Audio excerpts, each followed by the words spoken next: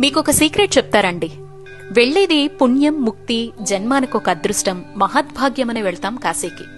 కాని విశ్వనాథుడి దర్శనం కన్నా ముందు ప్రతి ఆలయ సందర్శనకు నడిచేటువంటి క్రమంలో మన కళ్లను పక్కకు తిప్పుకోనీకుండా ఆకర్షించేవి ఒకటుందండి కాశీలో. ఏంటి అంటారా? అదే ఇంకేముంది, బడ్జెట్ ని అమాంతం పెంచేసే మన షాపింగ్ అండి. కాశీ వీధుల్లో ఎక్కడ చూసినా చిత్ర విచిత్రమైనటువంటి పూజలు, శంఖాలు, దండలు, అడుగడుగున విచిత్ర లోహ శిల్పాలతో శివలింగాలు దర్శనమిస్తూ ఉంటాయి. అవసరం ఉన్నా లేకున్నా మన చెయ్యి, చూపు రెండు అటువైపు లాగుతూ ఉంటాయి మనల్ని. ఇక్కడ మనం గుర్తించాల్సింది, ఎక్కడంటే అక్కడ కనపడుతున్న రుద్రాక్షలు, శివలింగాలు అవసరాలు, అందరికీ పంచే బహుమతులు కాదు అని. సాక్షాత్ శివయ్య స్వరూపాలవి. రుద్రాక్ష ఏ ముఖమైనా శివయ్య కన్నీటి బిందువై ఈ భువిపైకొచ్చింది.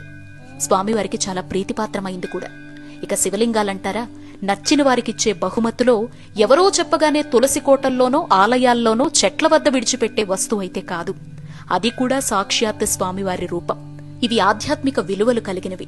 సరదాగా తెచ్చుకునే వస్తువులైతే కాదు. జీవితాంతం, ఆ మాటకొస్తే మన తరతరాలు కాపాడాల్సినటువంటి సంపద. వాటికి మనం నియమాలతో ఎంత గౌరవం ఇచ్చి స్వీకరిస్తామో అంతటి అద్భుతాలు జీవితానికిస్తాయి. అయితే ఇక్కడ కొనకూడదనో ఎవరి పొట్ట కొట్టాలనో అనేది నా ఉద్దేశం కాదు. కొంటున్న అద్భుతం విలువ తెలియటం, కాపాడటం చాలా ముఖ్యం.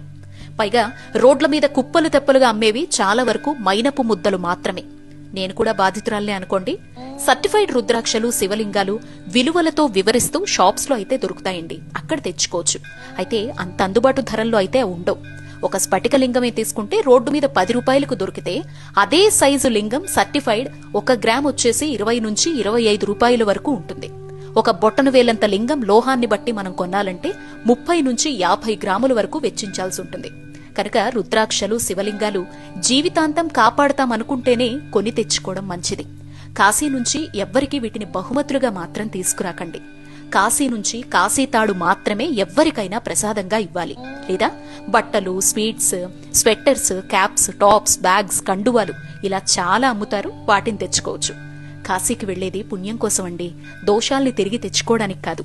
మన ఆధ్యాత్మిక సంపద విలువల్ని కాపాడాల్సింది మనమే మిత్రమా. జై కాశీ, దివ్యకాశీ, భవ్యకాశీ.